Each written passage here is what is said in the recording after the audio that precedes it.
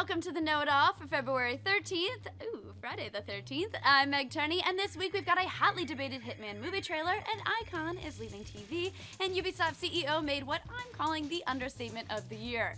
Don't forget, you can check out the full updates for more details by clicking the annotation that'll pop up somewhere around here as we move in to video game news. Kicking it off with what I, again, am calling the understatement of the year, Ubisoft CEO Yves Guillemot admitted that the launch of Assassin's Creed Unity was not perfect. The remark was made on an earnings call this week after the Ubisoft head was asked how the game's shaky release would affect the company.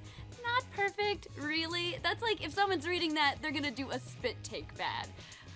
I love it. I guess the phrase absolute shit show was probably not classy enough for the earnings call. That's just me.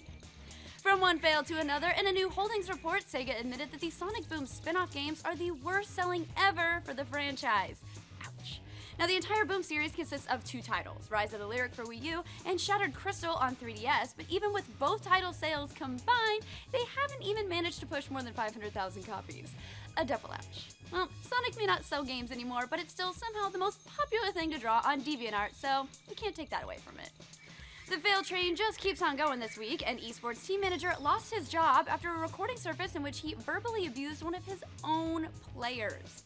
This one has a lot of detail, but the short and sweet version is this. Marcin Kowalski is a kid. He's 18, and he plays League of Legends professionally for a team called Meet Your Makers. Sebastian Folly Rotterdam was the team's manager, and after Corey expressed that he no longer wished to play for MYM, he says they owe him money, they disagree. Folly basically lost his damn mind and threatened to have Corey's mother's house taken away if the teenager actually left the team. Now luckily, Corey recorded the whole thing, and voila, Folly is no longer with the team. Now Riot actually stepped in as well and fined the team's organization €5,000 and banned Folly indefinitely from the LCS, which is what you get when you bully children. Rounding out our video game news is, well, it's another fail. It was a rough week for games. BioWare Austin announced this week that the 4v1 asymmetrical PvP dungeon crawler-esque thing they were doing called Shadow Realms has been cancelled. The studio will turn its focus to other pending projects like updates for Dragon Age Inquisition and, most importantly, Star Wars The Old Republic. Now, I think more people would be bummed about this news if anyone actually had time to care about the project. Trying not to be rough, but it's a little rough. Speaking of people who didn't actually really care about Shadow Realms cancellation, Gus admits just that this week on The Patch, and Ryan and I also debate Japanese spanking games. For real. If esports are more your speed this week on the leaderboard, Jared and I discuss the Meet Your Makers controversy in more depth and also talk about more Valve bans. Alright, let's move on to movies and TV.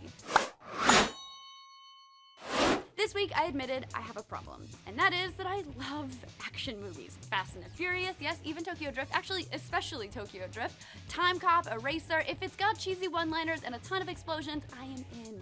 That's why I am so pumped about the new Hitman Agent 47 trailer that was released this week. Now, let me be clear. It does not look like a good Hitman movie. 47 is a silent killer. He doesn't go around shooting groups of people in busy intersections, but you know what? They do in generic action movies, so for that, ooh, it's stuck in my pants. Popper. Alright, another movie released its first trailer this week, and that is the upcoming biopic, Straight Outta Compton, and it also looks amazing. Not in an ironic, I know it's bad, but I still like it kind of amazing, it actually looks good. The movie tells the story of the rise and fall of rap group NWA, who, if you're too young to know good music, is most well known for their hit, Fuck the Police. The movie stars Ice Cube's real-life son playing his famous father, and is expected to hit theaters August 14th.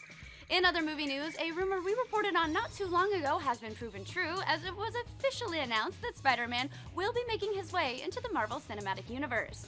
No word yet on what movie the web-slinger will make his debut in, but hey, color us excited anyway. Sony Pictures also announced that they're considering adding a few familiar MCU All-Stars to upcoming Spider-Man films, so it's basically like Marvel Cinematic Universe and Spider-Man, and we love it. And finally, Daily Show frontman Jon Stewart announced this week that he'd be stepping away from the show later this year after more than 15 years behind the desk. No word yet on what Stewart will do after he leaves or who could take his place, so we want to know, who do you think should host a Daily Show after Jon Stewart leaves? Let us know in the comments down below. Alright, let's wrap things up with a quick tech story. Rounding out our news roundup this week, Samsung has taken a page out of 1984 and revealed that their smart TVs, which utilize voice commands, may also pick up any and everything else you say around them, including sensitive information, and send that info off to a third party who could probably do whatever they want with it. Basically, Samsung is just washing their hands of liability in case any of that info does come out. The only way to get around the listening feature is to disable voice commands completely. Let me just take a step back and say that not only is this a story about how to get your TV to stop listening to you, I actually made a 1984 joke last week, so stop being so damn freaky, technology. I can only call things double plus uncool so many videos in a row. Alright, that's it for this week's Know It All. We'll be back next week for more newsy goodness, but until then, you can get your RT fix by checking out the Rooster Teeth podcast on Monday night, The Patch on Wednesday, and On the Spot on Thursday night. Have a lovely weekend, everyone. Are you?